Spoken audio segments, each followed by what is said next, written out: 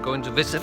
Whoa, hold that kid. I'm going to visit the Audi factory here in Brussels. So it's right here behind me. Huge Audi factory. It's I think it's 1 or 2 kilometers long. The factory it has its own train station, and it's making all the Audi A1 for the entire Europe, as far as I know. But I'm not allowed to film when I'm inside, but I will report more when I'm outside. So here it is. Just want to show you Audi factory visit, official tour.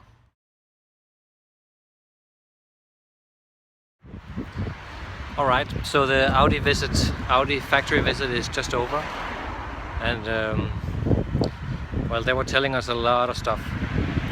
That was really interesting.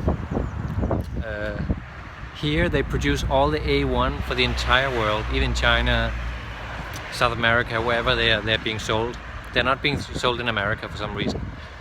And they make around 500, a little more than 500 Audi A1 each day. It's really cool to see all the robots putting in all the elements at the right place, and then in the end the people were doing the manual how do you say it, installments of various big and small details. Really cool, very well done.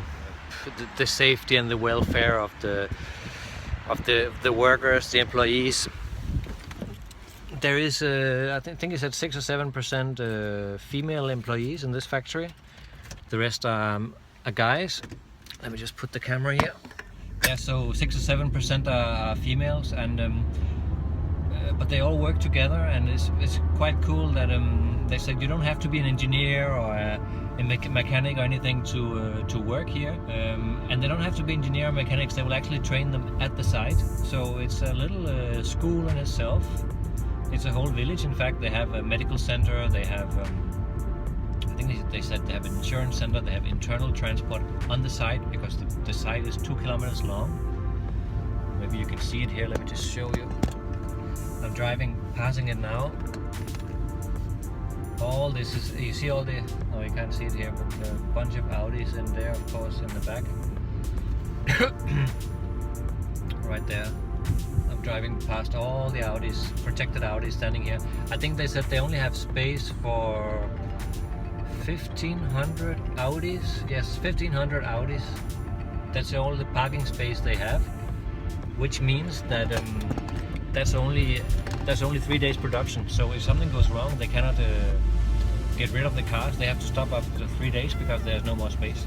Mr. Whatever has ordered this car in that color, with that much horsepower, with manual or whatever gearbox, and all his specification options is produced for him. And from the very moment the cars, the very first bits of the car have been put together, it's already got his name on it and a little chip somewhere.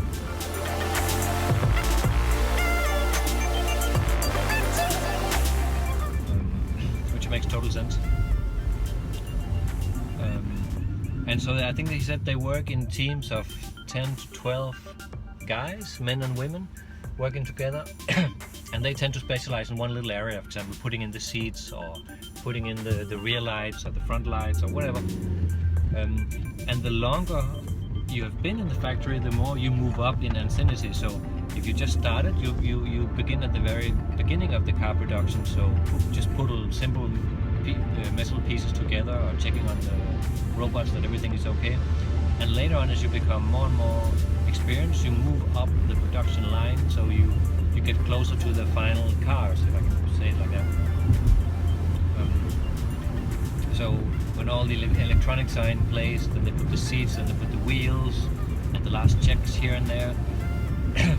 They even have their own little what do you call it, test race field here, where they can test every single car is being driven out there on a special field, special track to test it out.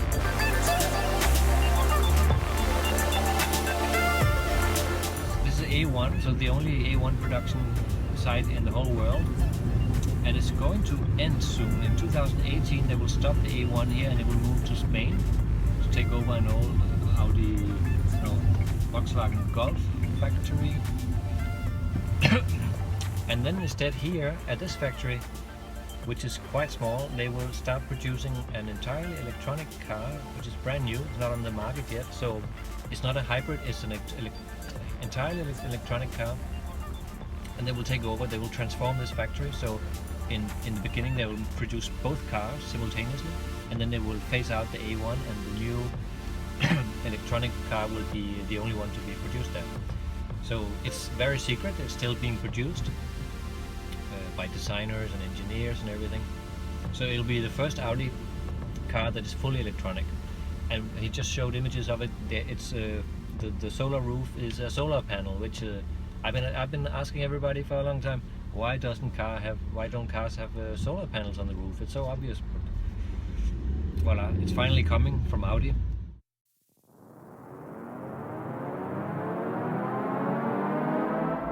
They have only two in Germany, 2 Audi factories in Germany, and then they have Belgium, Spain, Hungary. I don't remember. There were quite a few European factories. Then they have Mexico, China. So quite a few places in the world where each factory, they seem to specialize in just one car, as far as I understand it.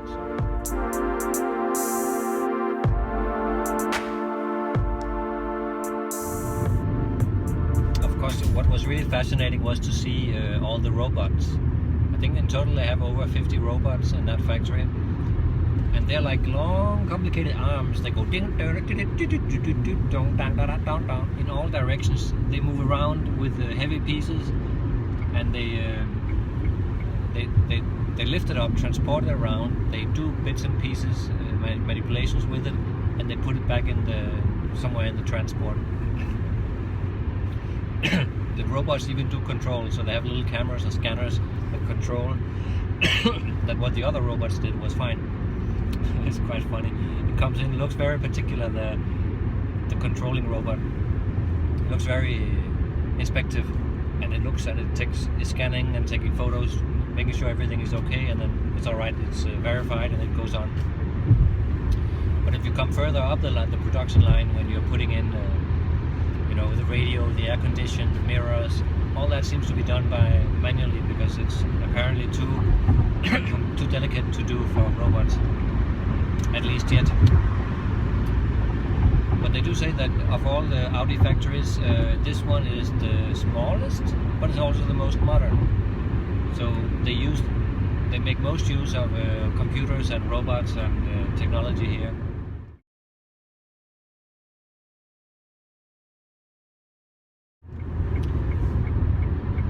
The fact that, of course, every single car is customized.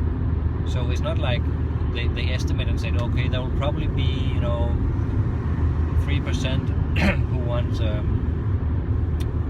manual gearbox or whatever, and the rest want the other. Or there'll probably be 15% who want the white and 10% who want the black or whatever. They don't estimate anything. It's all based on numbers coming in from clients, what has been ordered, and then they produce it, and then they send it to the guy who ordered it.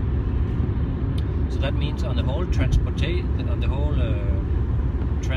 production line, all the little bits and pieces of car that's going to Mr. X, they're all running in a simultaneous timeline, you can say, and then they're being put together at the right moment. So you cannot take little bits and pieces coming from this car onto the other car, because it all belongs to Mr. X. He's going to have this car with all these little pieces, and to make that whole complex system work together and actually be efficient and not have any stock, that's really impressive. For me, that's the most impressive part of the whole thing. That they don't have any stock, they don't make any estimates, everything is based on customer commands, with all the options that you can have. I think he said that just an Audi A4 there is something like 80 different versions.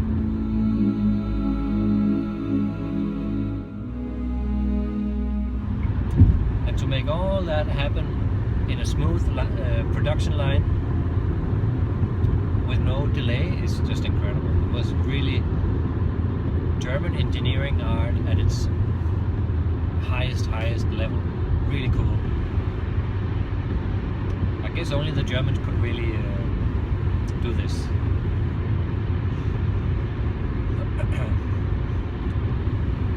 But the workers, they seemed quite happy and enthusiastic. They were shouting and laughing and dancing around, and the production was not going so fast that they were stressed out. They had enough time to do each little operation like they wanted to. It was crazy. I actually felt like applying for a job there, because even though they're just doing manual work the whole time, they seem to be having a good time and a lot of fun, and it was like a little village community. Also, they said that the official language of every factory in all over the world is German. So you have to learn German pretty fast, because whenever you do meetings, or there's teleconferences, or they exchange experience and all the documentation, it's in English. It's in German. Everything.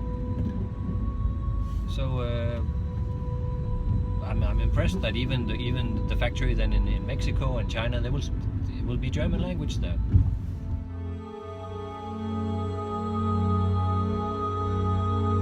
Of course, there were lots of signs in local language, French and Dutch, but you saw all the bits and pieces and the screens and everything. It was in German, in a factory in Belgium, and it will be the same all over the world. But again, that's very typical for German mentality, but also it's the most rational way of working. If the whole strategy and the mechanic, everything is coming out of Germany, then it makes sense to make German the official business language.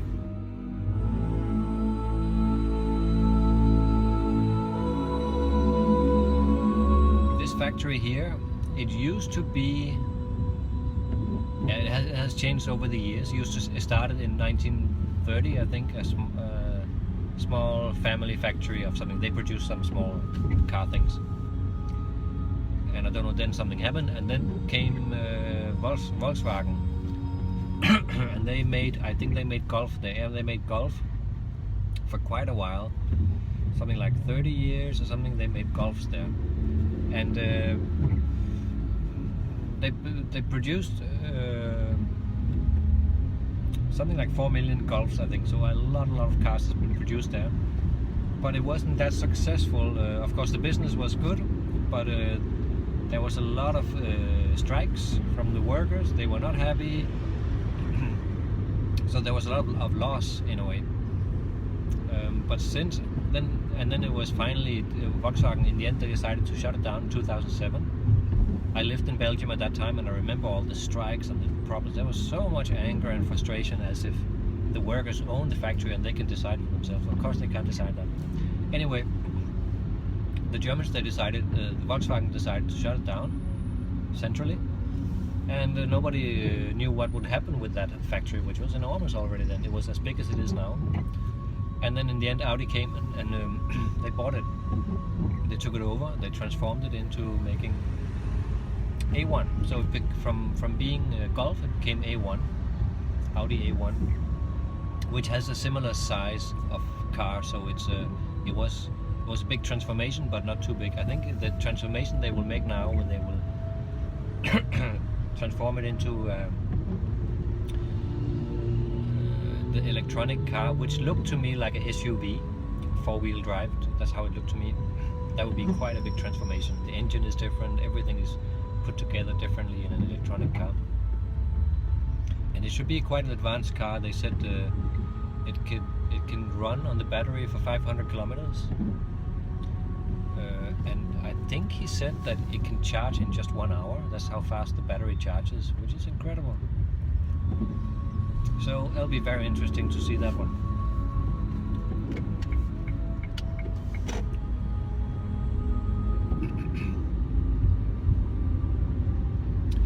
So I really recommend you guys a visit to the factory. I guess to any car production factory. It's really interesting to see. You learn a lot about European car makes and industry production. It's really interesting. I was hoping that they would give us a little Audi gift that I could flash here, but there is nothing.